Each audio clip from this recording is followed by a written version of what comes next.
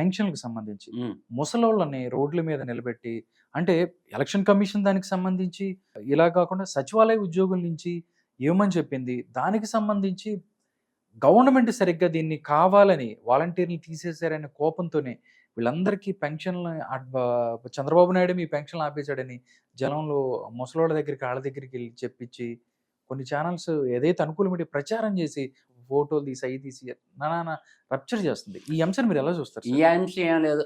చంద్రబాబు నాయుడు సైంధవుడిలా అడ్డపడాడని జగనే అన్నాడు మదనపల్లిలో. హ్మ్. జగన్మోహన్ రెడ్డి కన్నార్పకుండా ఏదేం చెప్పగలడు. హ్మ్.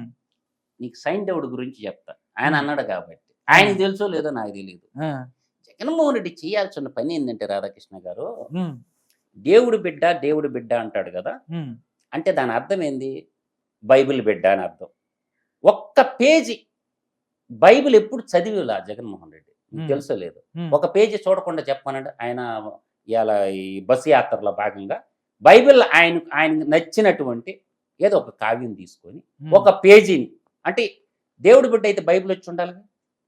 ఒక పేజీ బైబిల్, సామెతల గ్రంథం తీసుకుంటాడా, ఆయన ఏ గ్రంథం తీసుకుంటాడో తీసుకోమనండి, ఒక పేజీని చదవమనండి బైబిల్. అతనికి బైబిల్ తెలియదు. ఇప్పుడు మహాభారత సన్నివేశం లేవనెత్తిండు. మహాభారతంలో సైంధవుడు అని ఉంటాడు. సైంధవుడు అంటే ఎవరంటే దుశ్శల అని కౌరవుల చెల్లెలు, దుర్యోధనుడి చెల్లెలు.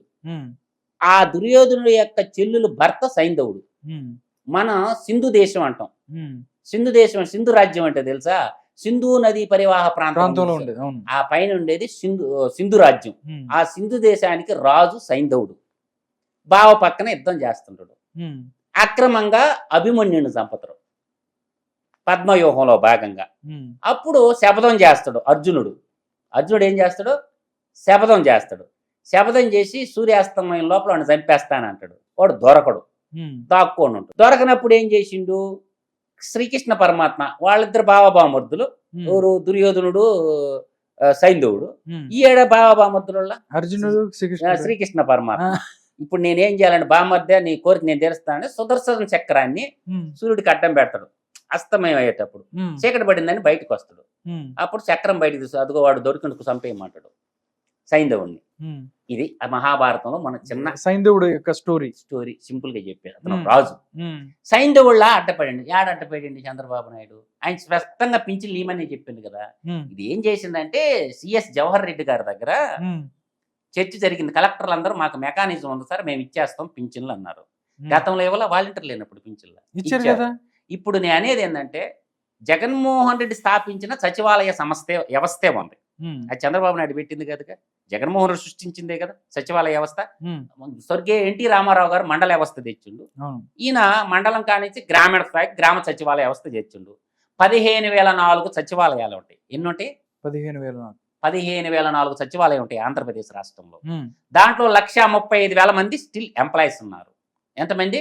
1,35,000 మంది. ఒక ఆవరేజ్ మీద ఒక సచివాలయం పరిధిలో, ఆవరేజ్ మీద సచివాలయం పరిధిలో ఒక 439, 450 పింఛన్లు ఉంటాయి. ఇప్పుడు సచివాలయం సిబ్బంది ఎంతమంది ఉన్నారు? 1,35,000 మంది. 10 మంది ఉంటారు సచివాలయానికి. 9 మందో 10 మందో 11 మందో ఉంటారు. 9, 10, 11 ఉంటారు. ఒక్కొక్కరికి 49 పింఛన్లు వస్తాయి. సచివాలయంలో గమ్ముగా కూర్చునేదానికి ఇళ్ళకి పోయి ఇవ్వలేదు. వెరీ సింపుల్ ఉంది కదా. కేవలాన్ని ఎలక్షన్ స్టంట్ లో భాగంగా వ్యూహం, రాఘగోపాల వర్మ వ్యూహం సినిమాలాగా ఒక రక్తి గట్టిస్తారు. చంద్రబాబు నాయుడు పింఛన్ లేకపోతే రెండో సమస్య అయితే డబ్బులు లేవు గవర్నమెంట్ దగ్గర.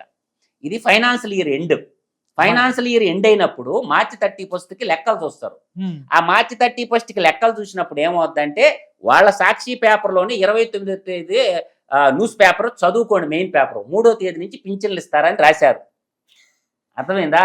సాక్షి ఎడిషన్ లో మెయిన్ ఎడిషన్ చదవండి, ఆంధ్రప్రదేశ్ ఎడిషన్, దాంట్లోనే రాశారు. ఎందుకంటే లెక్కలు మార్చుకొని అకౌంట్స్ ఫైనాన్షియల్ ఇయర్ ఏప్రిల్ 1 నుంచి మార్చి 31 వరకు ఫైనాన్షియల్ ఇయర్ ఉంటుంది. అవును. సో అందువల్ల ఏంటంటే 2 రోజులు డిలే అవుతుంది ఏప్రిల్ నెలలో ఎప్పుడు కూడా. అందువల్ల నీ దగ్గర డబ్బులు ఉంటే, ఈ డబ్బులు ఏం చేశారంటే మున్సిపల్ శాఖలో బిల్లులకి పే చేసేసారు. పింఛన్ డబ్బులు, పింఛన్లు అన్ని ఈయనొక్కడే కదా, సెంట్రల్ గవర్నమెంట్ ఇస్తుంది కొంత డబ్బు పింఛన్లకి. ఆ సెంట్రల్ గవర్నమెంట్ డబ్బు టైం టు టైం వచ్చి పడిపోతుంది. వీళ్ళు ఎడిషన్ చేసే వాళ్ళ డబ్బు వాళ్ళకి బ్యాలెన్స్గా 700 900 ఉంటుంది సెంట్రల్ గవర్నమెంట్ ఇచ్చే డబ్బు. ఉమ్. ఇప్పుడు యూపీ తీసుకోండి, ఉత్తరప్రదేశ్ 700 పింఛను, మనకు 3000 ఉంటుంది ఆంధ్రప్రదేశ్. ఆంధ్రప్రదేశ్ ఈ మిగతా డబ్బు యాడ్ చేసి ఇవ్వాలి. ఆంధ్రప్రదేశ్ గవర్నమెంట్ 1980 కోట్లు, ఎంత 1980 కోట్లు, 1980 కోట్లు 66 లక్షల పింఛన్లు. నీ కరెక్ట్ లెక్క చెప్పాలంటే 65,674 సంథింగ్ ఉంటాయి. 66 లక్షల పింఛన్లు, 1980 కోట్లు డబ్బు కావాలా 1వ తేదీకి. నేను అంటాం సరే పింఛన్లోళ్ళే అన్నాం. 1వ తేదీ ప్రభుత్వ ఉద్యోగస్తులకి జీతాలు పడలే, వాళ్ళకి ఎందుకు వేయలేదు అకౌంట్లో? వేసారా? ఎంప్లాయీస్ అందరు contract employees, contract lecturers, permanent employees అందరు ఉన్నారు కదా. ఒక్క రోజన్నా జగన్మోహన్ రెడ్డి ముఖ్యమంత్రి అయినాక ఒక్కసారన్నా ప్రభుత్వ ఉద్యోగులకు 1వ తేదీ జీతం డబ్బులు వేసారా? 10వ తారీఖు దాకా కూడా జీతం పడిన పరిస్థితి. 20వ తేదీ దాకా కూడా వాళ్ళ 10వ తేదీ దాకపోయిన నువ్వు ఇవాళ వాళ్ళ పిల్లలు లేరా? వాళ్ళకి పెళ్ళాం పెట్టలు వాళ్ళ రోడ్డు మీద కొనుక్కోరు. వాళ్ళ కుటుంబాలు ఎట్ట నడవాలా? వాళ్ళ బిల్లులు ఎట్ట కట్టాలా? ఇంటి అద్దెలు ఎట్ట కట్టాలా? వాళ్ళు మనుషులు కదా, వాళ్ళు మనుషులు కదా. అంటే ఇదంతా ఓట్ల డ్రామా తప్ప ఏమి లేదు.